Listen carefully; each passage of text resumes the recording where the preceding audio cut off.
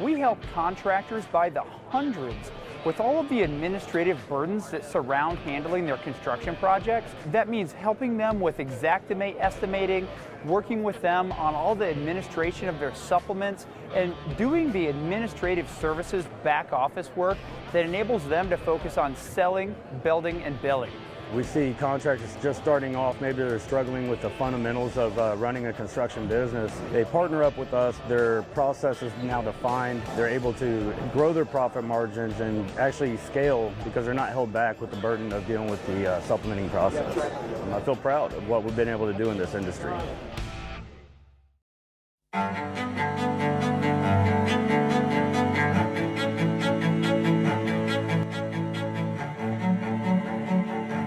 This is Larry Bache with the Merlin Law Group, helping policyholders for more than 30 years. If you have a claim or your client has a claim that needs help, please feel free to call the Merlin Law Group because we are the true policyholder advocate. C3 was eager to help us, and even whenever we weren't giving them work, they were still eager to give advice. The things that they were putting out for the for changing from DMO to RFG and giving that to the industry and not charging anything for it, I thought was really cool. And that's stuff that I as a contractor appreciate. I'd recommend C3 to any contractor that's looking for a PA, especially if you're around Colorado. Great guys, man. I'm nothing but happy with the work they've done for us.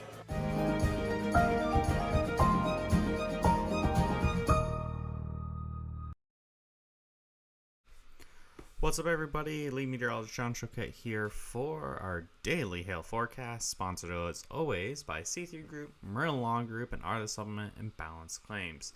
So yesterday we had some crazy hail happen. We actually had what could end up being a state record for the state of Texas, with some giant hail in Burke-Burnett. We could see some big hail today to start off Memorial Day weekend across the Chicago area, parts of Texas, and even all the way up into the Dakotas. We've got hail, some more hail possible for the rest of this weekend, tomorrow especially, and then a small risk on Memorial Day itself. And finally, we did not get to air our episode of the 10-year celebration last night due to all the storms happening, so we're actually going to be showing Matt Grassmeyer's episode at 1 o'clock today, so not too long after this video is done.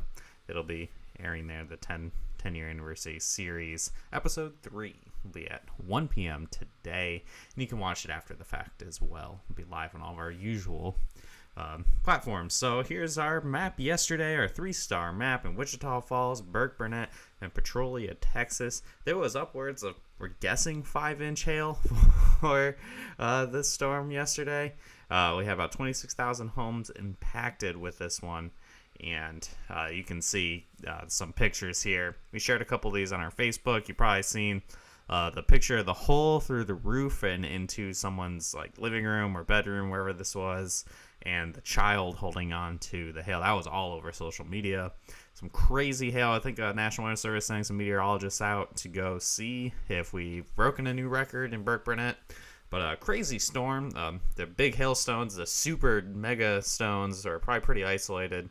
It takes a lot to have just one of those bad boys. So, but overall, pretty impressive storm over a couple of these towns near the Red River. So pretty crazy stuff. So here is your forecast for today. We're looking at 3 separate areas the potential here. We have a moderate chance for Rapid City, moderate chance for near Lubbock, and I got a moderate chance for Chicago as well. So we have storms trying to get going right now in Illinois. More of a tornado threat than a hail threat, honestly, but could see some upwards, a golf ball size hail with any of the stronger storms as they move towards Chicago this evening. So got a moderate chance there. Could also see some marginally severe hail into Kentucky and even parts of Tennessee as well. There's going to be some storms forming off the Black Hills in Rapid City, all the way down to sections of Nebraska, where we could see some pretty big hail there, upwards of tennis ball size hail. I think in Nebraska especially, it's going to be 1 or 2 storms all together that happen in central Nebraska, and then finally down along the dry line and parts of Texas and over close to Oklahoma. Another day, another dry line event where we're going to see probably some very large hail forming, possibly right over Lubbock again and up north towards Oklahoma. So a lot to talk about here. Gonna break it down. Start with Chicago between 4 and 8 p.m. Could see up again upwards of a maximum golf ball size hail. There's a moderate chance at least quarter size hail, though I'm not super convinced the golf balls are shoe-in. It's a pretty low chance. I think this could be a lot of marginally severe hail, and again, that tornado threat's actually a lot higher than the hail threat with this stuff in Illinois today. Lubbock, Texas, 4 to 8 p.m. could have real big hail. I just picked 3.5 inches. You could see softballs today. We have moderate chance at least 1 inch hail and about equivalent chance. Chances are, if you're seeing storms, because they're going to form very close to Lubbock, if you see hail in Lubbock today, it'll probably be big. So I know they've already been hit a few times this year. This could add to it, or storms will either form pretty much on top of Lubbock or just to their east. So that's why it's a low and moderate. And then 2 to 8 p.m. across Rapid City could possibly see as high as tennis ball size hail. Probably the best chance anywhere of seeing some hail today. And then this could be a situation of a lot of hail, but the big hail will be a little more isolated. So that low end moderate chance for golf ball size hail or larger. So future radar, we're going to start off here in the Chicago area. You see those storms forming this afternoon and our isolated supercells moving through the Chicagoland area this evening. So we're watching that super carefully. Of course, we'll go live if anything crazy does happen. And moving off to the west here in the northern plains, you see a lot of storms form in South Dakota.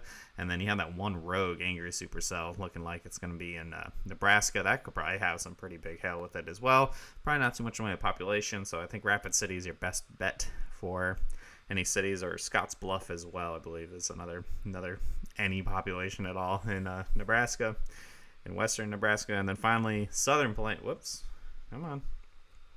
In the southern plains here in Texas, see all those storms exploding this afternoon up and down the dry line, and probably going to die out pretty quickly by the time they get over to Oklahoma this evening. So places like Oklahoma City, even Lawton, probably won't see anything today. Going into your Sunday, more hail is expected. Good see. Denver could get into the mix on Sunday. We could have some marginally severe hail there. Low in chance right now. It could be a lot of precip, and that could really kind of minimize the instability chances, but we'll be watching that carefully. That could change very quickly. Front range storms their risk days tend to kind of bubble up almost the day of. Could see some storms over by Omaha and Kansas City. I think Omaha would have a better chance than Kansas City. And we could see some hail over by Lubbock again and over by Odessa. Again, another dry line day out in the Texas Panhandle where you could see some very large hail as well. Future radar starting north and working away south. Here in the northern plains for tomorrow, we see those storms forming in the late afternoon hours, especially in Iowa, and then possibly over by Omaha. We'll have to kind of keep a close eye on that. If storms actually form on top of Omaha, that could change the forecast pretty drastically. Going over to the central plains and over by Colorado, you can see all those storms bubbling up. You notice how there's a lot of activity in Colorado that could mitigate the hail chances. That's why I'm only going a low chance of $250 size hail. And then across Kansas and parts of Texas Panhandle and Oklahoma, a lot of storms look like we're going to form tomorrow afternoon and evening. So probably another busy day of some hail here over primarily rural areas. And then also in the southern plains, again, all those storms that form along that dry line. So that's what we're looking at for Sunday. And finally, on Memorial Day, a much smaller risk area. I think Memorial Day will be pretty quiet for most of the country, but could see some storms in parts of Iowa and into Wisconsin. And that's really about it. I think it's not going to be too crazy for your Memorial Day. And after that, I think things are going to be a little quiet. So follow us here on all of our social media platforms. Subscribe to our YouTube channel, Facebook, Instagram, Twitter, whatever it may be. Check out in about an hour, the third episode of our 10-year anniversary celebration, interviewing Matt Grasmeyer, our Director of Operations. That'll be on here, and if you hit see first, you won't miss that. And if we have any live coverage to do for Chicago, we might have to do that as well. Give us a call, 855-334-4245. Even on this holiday weekend, we will be answering your questions. You can email us as well, info@hailtrace.com, and visit our website at hailtrace.com. Hope you guys have a great rest of your holiday weekend if I don't see you. And do those hail dances. Maybe we get a pretty good storm out of Chicago today. We'll see. And if not, I'll probably see you guys tomorrow since it's another decent looking risk. And have a great Memorial Day weekend if I don't see you. Have a great day.